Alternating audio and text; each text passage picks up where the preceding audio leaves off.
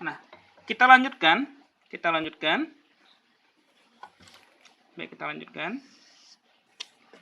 Jika tadi kita sudah mengenal bahwasannya adanya sifat persaudaraan angka, ya, di mana 1 bersaudara dengan 9, kemudian 2, 8, dan seterusnya, maka bagaimana cara memanfaatkannya?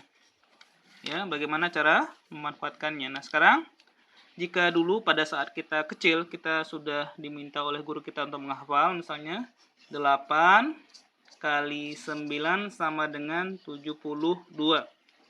6 kali 9 sama dengan 54. Nah, di sini tanpa kita sadari juga ada pelajaran-pelajaran penting yang bisa kita simpulkan. Ternyata perkalian dengan 9 akan menghasilkan angka yang jika dijumlahkan hasilnya 9. 5 tambah 4, 9.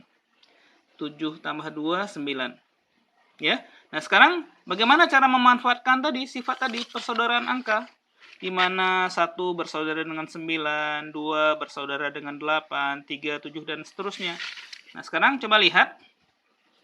Dengan cara yang sama, misalnya, 7 kita kalikan dengan 9. Tadi ingat jumlahnya. Perkalian 9 akan menghasilkan jumlah angka yang, jika dijumlahkan hasilnya 9.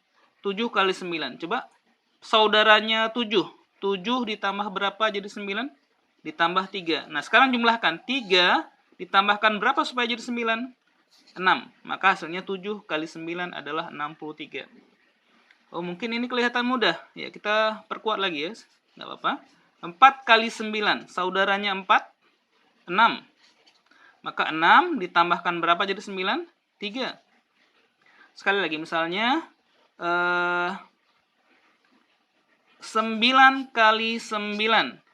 Saudara 9, 1 ditambahkan berapa jadi 9? 8. Maka hasilnya 81.